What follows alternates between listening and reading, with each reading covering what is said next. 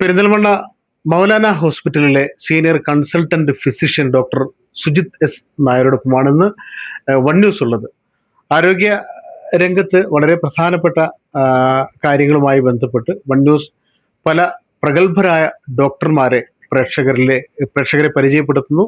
ഒപ്പം അവരുടെ നിർദ്ദേശങ്ങൾ കൂടിയാണ് പ്രേക്ഷകർക്ക് എത്തിക്കുന്നത്. പ്രേക്ഷകർ അത് സ്വീകരിക്കുക. ഇന്ന് ഡോക്ടറോട് ചോദിക്കാനുള്ളത് ഈ പകർച്ചവ്യാധികൾ, ഡെങ്കിപ്പനി പല ഭാഗങ്ങളിലും ഇപ്പോൾ ഡെങ്കിപ്പനി ഒരുപാട് വ്യാപിക്കുന്നുണ്ട്. അതുപോലെ തന്നെ എലിപ്പനി, ഇങ്ങനെയുള്ള കുറേ പ്രശ്നങ്ങളുണ്ട്. ആരോഗ്യവകുപ്പിന്റെ ചില മുൻകരുതൽ നിർദ്ദേശങ്ങളൊക്കെ ഉണ്ടെങ്കിൽ പോലും രോഗികളാവുന്നവർ ചെറുത് പനിയോ ശരീരം ഒന്ന് ചൂടായി കഴിഞ്ഞാൽ ഉടനെ തന്നെ ഏതെങ്കിലും ഒരു പാരസെറ്റമോൾ മേടിച്ച് സ്വയം കഴിക്കുക, സ്വയം ചികിത്സകരാവുക. അത് വളരെ അപകടകരമാണ്. അപ്പോൾ ആ അപകടകരമാവുന്ന ചികിത്സ ജനങ്ങൾ സ്വീകരിക്കുന്നതിന്റെ പ്രത്യാഘാതം എന്തായിരിക്കും? എന്താണ് ഈ പകർച്ചവ്യാധികളെ പ്രതിരോധിക്കാൻ ജനങ്ങൾ സ്വീകരിക്കേണ്ട മാർഗങ്ങൾ? നമുക്ക് എല്ലാവർക്കും അറിയാം, മഴക്കാലം എത്തി. അതുപോലെ തന്നെ മഴക്കാല രോഗങ്ങളും എത്തി. ഈ സമയത്ത് സാധാരണയായിട്ട് കാണപ്പെടുന്നത് മെയിനായിട്ട് ഒന്ന് വായുവിലൂടെ പകരുന്ന രോഗങ്ങൾ, അതേപോലെ അല്ലെങ്കിൽ ജലത്തിലൂടെ പകരുന്ന രോഗങ്ങൾ, അല്ലെങ്കിൽ കൊതുകുകടിയിലൂടെ പകരുന്ന രോഗങ്ങൾ. ഈ മൂന്നാണ് മെയിനായിട്ട് ഈ സമയത്ത് കാണപ്പെടുന്നത്. ആശുപത്രികളിലൊക്കെ നിറഞ്ഞു കവിഞ്ഞിരിക്കുകയാണ്. അപ്പൊ മെയിനായിട്ട് വായുവിലൂടെ പകരുന്ന രോഗങ്ങൾ നമുക്കെല്ലാവർക്കും വൈറൽ ഫ്ലൂ മൂലമുണ്ടാകുന്ന രോഗങ്ങൾ, കഫക്കെട്ട്, ജലദോഷം, തുമ്മൽ, അവകസംഗതികളൊക്കെ ഉള്ളത്. നേരെ മറിച്ച് ജലജന്യ രോഗങ്ങൾ ഈ സമയത്ത് കൂടുതലായിട്ട് കാണപ്പെടുന്നത് ടൈഫോയിഡ്, ഹെപ്പറ്റൈറ്റിസ് അഥവാ മഞ്ഞപ്പിത്തം, കോളറ, നിങ്ങൾ എല്ലാവരും കാണുന്നുണ്ടാവും, ഷിഗല്ല മുതലായവയുള്ള രോഗങ്ങൾ. പിന്നെ മൂന്നാമതായിട്ട് ഈ സമയത്ത് ഏറ്റവും കൂടുതൽ മഴക്കാലത്ത് കാണപ്പെടുന്നതാണ് കൊതുകടി മൂലമുണ്ടാകുന്ന രോഗങ്ങൾ, അതായത് ഡെങ്കിപ്പനി, അതേപോലെ തന്നെ പിന്നെ ജലജന്യ രോഗങ്ങളായ എലിപ്പനി, ഇവയാണ് സാധാരണ കാണുന്നത്. അപ്പൊ ഈ സമയത്ത് എന്താ വെച്ചാൽ പനി എന്നുള്ളത് ഒരു രോഗലക്ഷണം മാത്രമാണ്. എന്താണ് ആ പനിയുടെ കാരണം എന്നറിഞ്ഞ് ചികിത്സിക്കുന്നതാണ് ഏറ്റവും അത്യാവശ്യമായിട്ടുള്ളത്. കാരണം നമ്മളെല്ലാവരും ഒരു പനി എന്ന് പറയുമ്പോൾ വെറുതെ നിസ്സാരമായി തള്ളിക്കളയാൻ പറ്റുന്ന സംഗതിയല്ല ഈ സമയത്തുള്ളത്.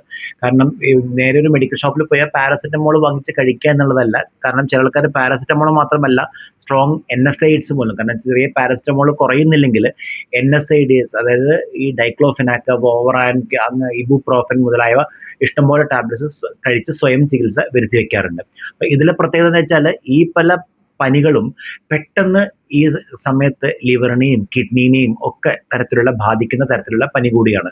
ഫോർ എക്സാമ്പിൾ, എലിപ്പനി വന്നു കഴിഞ്ഞാൽ പെട്ടെന്ന് തന്നെ കിഡ്നീനെ ബാധിക്കും. അതേപോലെ തന്നെ ശരിയായ ചികിത്സ ചെയ്തിട്ടില്ലെങ്കിൽ ലിവറിനെ ബാധിക്കും. നമ്മൾ അതിൻ്റെ കൂടെ അനാവശ്യമായിട്ട് ഇങ്ങനത്തെ വേദന സംഹാരി ഗുളികളാണ് പനി കൺട്രോൾ ചെയ്യാൻ നമ്മളായിട്ട് ഉപയോഗിക്കുന്നുണ്ടെങ്കിൽ അത് തീർച്ചയായും ദോഷം ചെയ്യുന്നതിൽ ഒരു തർക്കവും ഉള്ള രീതിയില്ല. അതുകൊണ്ട് ഒരു പനി ഉണ്ടെന്നുണ്ടെന്നുണ്ടെങ്കിൽ കൃത്യമായിട്ട് ഈ സമയത്ത് മാത്രമല്ല ഏത് സമയത്തും ഒരു ഡോക്ടറെ കണ്ട് എന്താണ് കാരണം എന്നുള്ളത് നോക്കി കൃത്യമായി കണ്ടുപിടിച്ച് അതിനുള്ള ചികിത്സ ചെയ്യുന്നതാണ് ഏറ്റവും നല്ലത്. നിങ്ങൾക്ക് എല്ലാവരും പറഞ്ഞ പോലെ തന്നെ ഇനി അസുഖം വന്നിട്ട് ചികിത്സിക്കുന്നതിനേക്കാൾ വരാതെ കരുതിയിരിക്കുന്നതാണ് ഏറ്റവും നല്ലത്. അതുകൊണ്ട് തന്നെ മെയിൻലി ഈ മൂന്ന് സംഗതി മൂലമുള്ള പനി ആയതുകൊണ്ട് ഈ മൂന്ന് സംഗതി കാരണം, അതായത് വായുവിലൂടെ പകരുന്ന രോഗങ്ങൾ നമുക്ക് തടയാൻ വേണ്ടിയിട്ട് നമ്മൾ അങ്ങനത്തെയുള്ള രോഗികളുമായിട്ടുള്ള സമ്പർക്കം ഒഴിവാക്കുക. നമ്മൾ പണ്ട് നമ്മുടെ കോവിഡ് കാലത്ത് ഏറ്റവും അധികം യൂസ് ചെയ്തിരുന്നത് നമ്മുടെ മാസ്ക് ആയിരുന്നു. അപ്പോൾ മാസ്ക് ഉപയോഗിച്ചിരുന്ന കാലത്ത് ശരിക്കും പറഞ്ഞു കഴിഞ്ഞാൽ ബാക്കിയുള്ള ഈ അസുഖങ്ങളൊക്കെ വളരെ കുറവായിരുന്നു. അപ്പോൾ മാസ്ക് കൊണ്ട് അത്രയും പ്രൊട്ടക്ഷൻ ആണുള്ളത്. അപ്പോൾ വായുവിലൂടെ പകരുന്ന രോഗങ്ങൾ തീർച്ചയായും വീട്ടിൽ തന്നെ ഒരാൾക്ക് പനി, ജലദോഷം, ചുമ, കഫക്കെട്ടൊക്കെ ഉണ്ടെങ്കിൽ അവർ ബാക്കിയുള്ളവരുമായിട്ട് ഇടപെടാതെ ഒരു മാസ്ക് ധരിച്ച് കഴിഞ്ഞാൽ അവർക്ക് തിരിച്ചിങ്ങോട്ടും അസുഖം കിട്ടില്ല, അവർ മുഖാന്തരം വേറൊരാൾക്കും അസുഖം കിട്ടാതിരിക്കും. അതേപോലെ തന്നെ ജലജന്യ രോഗങ്ങളാണെന്നുണ്ടെങ്കിൽ നമ്മൾ മലിനമായിട്ടുള്ള ജലത്തിലുള്ള സമ്പർക്കം മൂലമാണ് അത് വരുന്നത്. അതുകൊണ്ട് നമ്മൾ ഈ സമയത്ത് തിളപ്പിച്ചാറ്റിയ വെള്ളം മാത്രമേ കുടിക്കാവുള്ളൂ. കാരണം തിളപ്പിച്ചാറ്റിയതാകുമ്പോൾ അല്ലാതെ വെറുതെ ഇങ്ങനെ തിളപ്പിച്ചിട്ട് അതിൽ ബാക്കി വെറുതെ കുറച്ച് പച്ചവെള്ളം ഒഴിക്കുന്ന ആ ചികിത്സ എന്തായാലും പാടില്ല. അതോടുകൂടി അതിന്റെ ഫലം പോയി. നേരെ മറിച്ച് നമ്മൾ കൃത്യമായി അതാറ്റിയ വെള്ളം കുടിക്കാൻ തിളപ്പിച്ചു കഴിഞ്ഞാൽ നമ്മുടെ ഒരുവിധം എല്ലാ കീടാണുകളും നശിച്ചു പോകും. അതുകൊണ്ട് അങ്ങനത്തെ തിളപ്പിച്ചാറ്റിയ വെള്ളം മാത്രം കുടിക്കാൻ ശ്രമിക്കുക. അതേപോലെ തന്നെ കൊതുകടി മൂലമുള്ള സംഗതി കാണുന്നുണ്ടെന്നുണ്ടെങ്കിൽ നമ്മൾ കൊതുകടി അതായത് നമ്മുടെ വീടിന് ചുറ്റും ഈ സമയത്ത് ആഴ്ചയിൽ ഒരിക്കലെങ്കിലും ഒരു ഡ്രൈ ഡേ എന്നുള്ള കൺസെപ്റ്റ് വെക്കുക. അതായത് ഈ ശുചീകരിക്കുക, കൊതുക് മുട്ടയിടാൻ ഉള്ള സാഹചര്യം ഒഴിവാക്കുക. ഫോർ എക്സാമ്പിൾ, ഈ ഡെങ്കിപ്പനിയുടെ ഇപ്പൊ നാട്ടിൽ മൊത്തം ഡെങ്കിപ്പനിയാണ്. ഡെങ്കിപ്പനിയുടെ ആണെങ്കിൽ കൊതുകുകൾ സാധാരണ അതിൽ ഈ ആർട്ടിഫിഷ്യൽ ആയിട്ടുള്ള കളക്ഷൻസിൽ, അതായത് ഇങ്ങനെ ടയർ ട്യൂബ് വലിച്ചെറിഞ്ഞിട്ടുള്ളത്, അല്ലെങ്കിൽ ചെറിയ മറ്റേ നല്ല തളം കെട്ടി നിൽക്കുന്ന രക്തങ്ങൾ, ഫിഷ് ടാങ്ക്സ്, അതേപോലെ തന്നെ വെറുതെ നമ്മൾ കുളം ഉണ്ടാക്കി വെച്ചാൽ നല്ല തെളിഞ്ഞ വെള്ളത്തിലാണ് ഏഡിസ് ഈജിപ്തി എന്ന് പറഞ്ഞ കൊതുകുകൾ മുട്ടയിടുന്നത്. നേരെ മറിച്ച് മലേറിയ വാഹകരായിട്ടുള്ള കൊതുകുകളാണെങ്കിൽ അഴുക്ക് വെള്ളത്തിലാണ്. അപ്പം നമ്മളിങ്ങനെ വെള്ളം കെട്ടി നിൽക്കുന്ന സാഹചര്യങ്ങളുണ്ടെങ്കിൽ അത് ഒഴിവാക്കുക എന്നുള്ളതാണ് ഈ സമയത്ത് നമുക്കത് ഏറ്റവും ചെയ്യാവുന്നത് എന്ന ഒരു സംഗതി, സോഴ്സ് റിഡക്ഷൻ എന്ന് പറയും. അതല്ലാതെ പിന്നെ നമ്മൾ പേഴ്സണൽ പ്രൊട്ടക്ഷൻ ഉപയോഗിക്കുക, അതായത് ഇതുണ്ടെന്നുണ്ടെങ്കിൽ എന്തെങ്കിലും കൊതുകുതിരി കത്തിച്ച് വെക്കുക, അതല്ലെങ്കിൽ ഇപ്പോൾ വീട്ടിലൊക്കെ ഉള്ള സമയത്താണെങ്കിൽ ഫുൾ കൈ ഉള്ളത്, പ്രത്യേകിച്ചും കുട്ടികൾക്കൊക്കെ ആണെന്നുണ്ടെങ്കിൽ ഫുൾ കൈ ഉള്ള വസ്ത്രമൊക്കെ ധരിപ്പിച്ചു കഴിഞ്ഞാൽ ആ കൊതുക് കടി കൊള്ളുന്നത് ഒരു പരിധിവരെ എന്തായാലും ഒഴിവാക്കാൻ പറ്റും. ഇങ്ങനത്തെയുള്ള രോഗങ്ങൾ ഒഴിവാക്കാനും പറ്റും. ഇത് മൂന്ന്. ഇപ്പൊ ഇതിനകത്ത് പ്രധാനപ്പെട്ട ഒരു കാര്യം കൂടി ഡോക്ടറെ അടുത്ത് ചോദിക്കട്ടെ. ഇപ്പോൾ എല്ലാവർക്കും കൊടുക്കാവുന്ന ഒരു നിർദ്ദേശം, സാധാരണ എല്ലാവരും ഉപദേശം അല്ലെങ്കിൽ സന്ദേശം എന്ന രീതിയിൽ കൊടുക്കാറുണ്ടല്ലോ, ഈ ഭക്ഷണത്തില് എന്തെങ്കിലും ക്രമീകരണം. കാരണം ഇപ്പോൾ എല്ലായിടത്തും ഇപ്പോൾ ഈ പരിസരത്തൊക്കെ ഡെങ്കിപ്പനിയുടെ ഒരു ഇതുണ്ട്. ഡെങ്കിപ്പനി വന്നാൽ ജോയിന്റുകളെയൊക്കെ പിന്നീട് ബാധിക്കുന്ന ഒരു കാര്യമാണ്.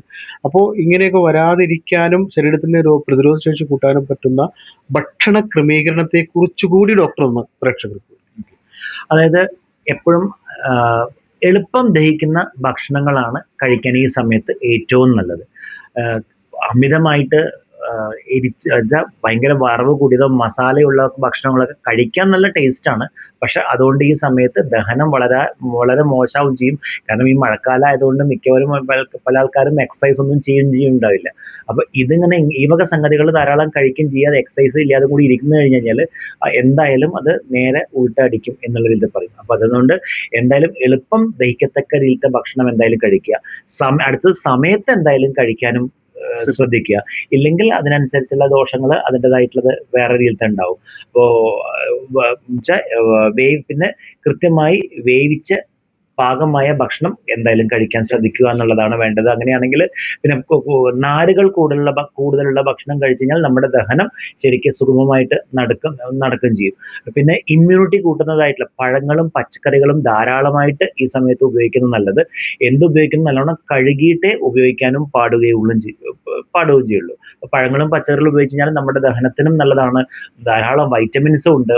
പല വൈറ്റമിൻസും ഉണ്ടായിട്ട് നമ്മുടെ പ്രതിരോധ ശക്തി വർദ്ധിപ്പിക്കാനും അത് സഹായിക്കുകയും ചെയ്യും. അപ്പോൾ ഇങ്ങനെയുള്ള ഭക്ഷണക്രമങ്ങളിൽ നമ്മൾ എരിവ്, വറവ്, ആ വക സംഗതികളൊക്കെ ഒന്ന് കുറച്ച് എളുപ്പം ദഹിക്കത്തക്ക രീതിയിലത്തെ ഭക്ഷണങ്ങൾ, പ്രോട്ടീൻ കലർന്നിട്ടുള്ള ഭക്ഷണങ്ങൾ, കടല അല്ലെങ്കിൽ മുതിര അല്ലെങ്കിൽ ചെറുപയർ, സോയാബീന്, വേണമെങ്കിൽ കോഴിമുട്ട പുഴുങ്ങിയത് കഴിക്കുന്നത് നല്ല, ദിവസം ഒരു കോഴിമുട്ട കഴിക്കുന്നത് നല്ല, ധാരാളം പ്രോട്ടീൻ ഉള്ള സംഗതിയാണ്. അപ്പൊ എന്ത് കഴിക്കുന്നതും അമിത എണ്ണയുടെ ഉപയോഗം നല്ലോണം കുറയ്ക്കുന്നതാണ് നല്ലത് ഈ സമയത്ത്, പ്രത്യേകിച്ചും ദഹനമൊക്കെ ആകെ താറുമാറാവുന്ന അവസ്ഥയായതുകൊണ്ട്. ഏതായാലും എല്ലാവർക്കും വളരെ ശ്രദ്ധിക്കാവുന്ന, മനസ്സിലാക്കാവുന്ന, അതുപോലെ കൃത്യമായി ചെയ്യാവുന്ന കാര്യങ്ങളാണ് ഡോക്ടർ പറഞ്ഞത്. ഭക്ഷണത്തിന്റെ കാര്യത്തിൽ ഡോക്ടർ പറഞ്ഞത് ശ്രദ്ധിച്ചല്ലോ, അതായത് പ്രോട്ടീൻ ഉള്ളത് വേണം. അമിതമായ ഭക്ഷണം കഴിക്കുന്നതിനേക്കാൾ പ്രോട്ടീൻ ഉള്ള ഭക്ഷണം, ഇലക്കറികൾ, പച്ചക്കറികൾ, ഇതൊക്കെ ശ്രദ്ധിക്കുക. മറ്റൊരു കാര്യം, സ്വയം ചികിത്സ എന്ന പേരിൽ എവിടെയെങ്കിലും മെഡിക്കൽ ഷോപ്പിൽ എവിടെയെങ്കിലും പോയി ഒരു പനി വന്നാൽ ഉടനെ തന്നെ പല തരത്തിലുള്ള ഗുളിക വാങ്ങിച്ചു കഴിക്കുന്നത് പിന്നീട് ദോഷം ചെയ്യും. ലിവറിനൊക്കെ വലിയ ദോഷം ചെയ്യുന്നതാണ്. അപ്പോൾ എന്ത് വന്നാലും ഒരു ഡോക്ടറുടെ, അത് ഏത് ഹോസ്പിറ്റലായിക്കോട്ടെ, ഒരു ഡോക്ടറുടെ നിർദ്ദേശത്തോടു കൂടി മരുന്ന് കഴിക്കുകയാണ് നല്ലത്. പിന്നെ ഡെങ്കിപ്പനിയൊക്കെ വരാതിരിക്കാൻ ചെയ്യേണ്ട കാര്യങ്ങളൊക്കെ ഡോക്ടർ പറഞ്ഞല്ലോ, പ്രതിരോധിക്കേണ്ട കാര്യങ്ങൾ, കൊതുകുകളെ വളരാതിരിക്കാൻ ചെയ്യേണ്ട കാര്യങ്ങളൊക്കെ പറഞ്ഞല്ലോ. അപ്പോൾ അതുപോലെ ശ്രദ്ധിച്ച്, രോഗങ്ങളൊക്കെ കൂടി വരുന്ന സമയമാണ്. പിന്നെ ഏറ്റവും പ്രധാനപ്പെട്ട ഒരു കാര്യം ഡോക്ടർ പറഞ്ഞത്, കോവിഡ് കാലത്ത് നമ്മളൊക്കെ മാസ്ക് ഉപയോഗിച്ചിരുന്നു. മാസ്ക് ഉപയോഗിച്ചപ്പോൾ രോഗങ്ങളൊക്കെ കുറയുകയായിരുന്നു. അതൊരു വലിയ ഉപകാരപ്രദമായിരുന്നു. ഇപ്പോഴത്തെ സാഹചര്യത്തിൽ മാസ്ക് ഉപയോഗിക്കുന്നത് തന്നെയാണ് നല്ലത്. അത് ഒരുപക്ഷെ പല രോഗങ്ങളും നമ്മളെ കീഴടക്കാതിരിക്കാൻ കൂടി ഉപകാരപ്പെടുമെന്നാണ് ഡോക്ടർ വാക്കുകളിൽ നിന്ന് മനസ്സിലാവുന്നത്. വളരെ ഉപകാരം ഡോക്ടറെ, വളരെ സന്തോഷം ഞങ്ങളുടെ ചാനലിനൊപ്പം ഞങ്ങളുടെ പ്രേക്ഷകരോടൊപ്പം ചേർന്നതിൽ വളരെ സന്തോഷം. ഏതായാലും എല്ലാവരും ഡോക്ടറുടെ വാക്കുകൾ കേട്ടിട്ടുണ്ടാവും, അതുപോലെ പാലിക്കാൻ ശ്രമിക്കുക, കൂടെ ശുചിത്വവും പാലിക്കാൻ ശ്രമിക്കുക. Jabbar Venatt, one news, Perinthalmanna. ഒന്നും അകലെയല്ല. ചില സ്വപ്നങ്ങൾ വൈകിയേക്കാം, പക്ഷേ അസാധ്യമല്ല. പുതിയൊരു തുടക്കം കരുതലോടെ. അത്യാധുനിക സാങ്കേതിക വിദ്യയും പ്രതീക്ഷയും വലിയ സ്വപ്നങ്ങളെ സാധ്യമാക്കും. ഞങ്ങൾ കൂടെയുണ്ട് നിങ്ങളുടെ കുഞ്ഞു വലിയ സ്വപ്നത്തിനായി.